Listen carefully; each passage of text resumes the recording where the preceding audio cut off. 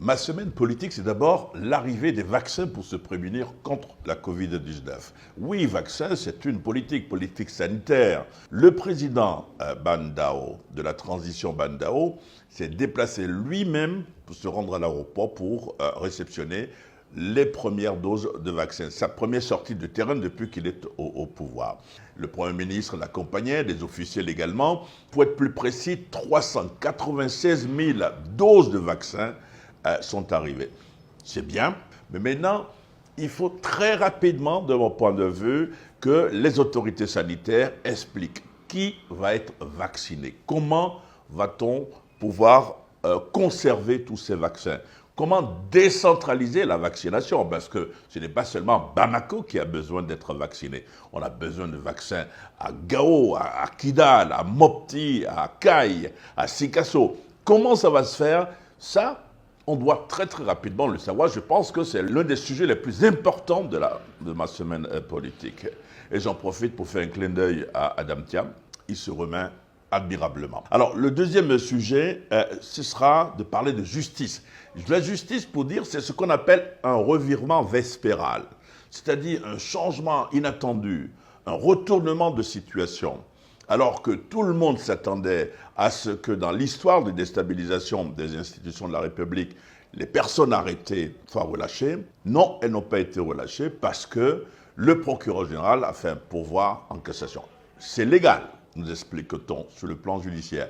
Je crois qu'il faut trouver une solution entre le droit, dire le droit, tenir compte de la réalité de la situation et prendre la décision idoine qui va dans le sens de l'apaisement. Ça devrait pouvoir calmer tout le monde, puisqu'on apprend du côté de la défense qu'il y a des plaintes qui seront bientôt introduites devant des juridictions. C'est une affaire qui a trop duré.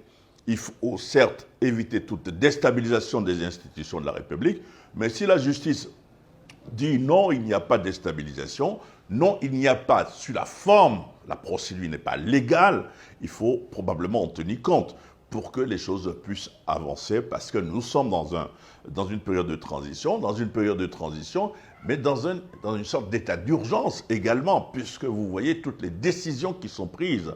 Il y a toujours dans les décrets qui sont signés, vous verrez, vu la charte de la transition. La charte de la transition n'est pas une décision démocratique au sens propre du terme. Troisième sujet, ce sont les élections.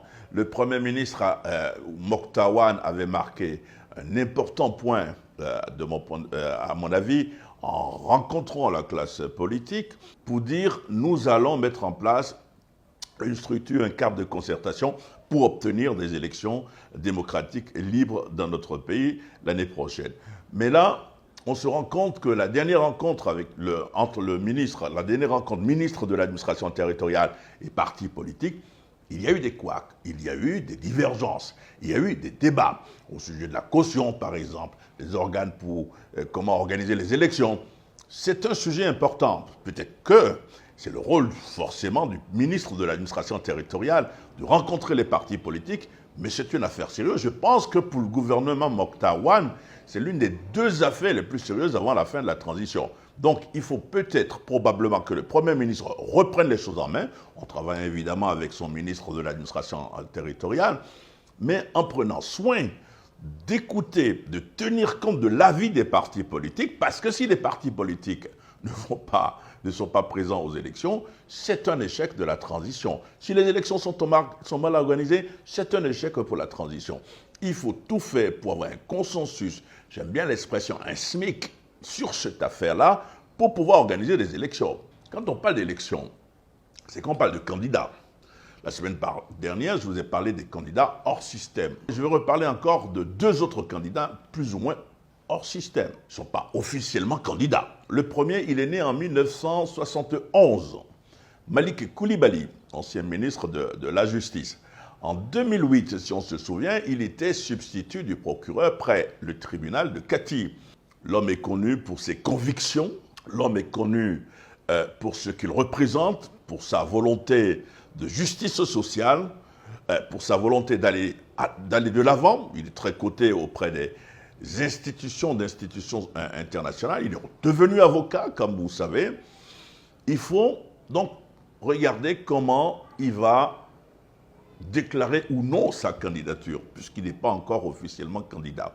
Alors, s'il est né en 1971, le deuxième dont je veux parler est né en 1972, c'est Moussa Senko Coulibaly, ancien ministre de l'administration territoriale, général. C'est un militaire. Lui aussi, ses partisans commencent à bouger, à se dire il faut qu'il se présente. Il a dit récemment dans la presse que lui, il est d'un rôle, pour le moment, il joue un rôle de conseil auprès des autorités de transition. Conseil, voilà. Il sait, si vous faites attention, il s'est fait laisser pousser une moustache poivre-sel, une barbiche poivre-sel, comme pour prendre, pas de l'âge, mais pour prendre beaucoup plus de sagesse, il serait candidat. Je mets ça au conditionnel parce qu'il n'a pas encore lui-même dit officiellement qu'il est candidat. Voilà, donc pour la semaine politique, ma semaine politique, et à la semaine prochaine.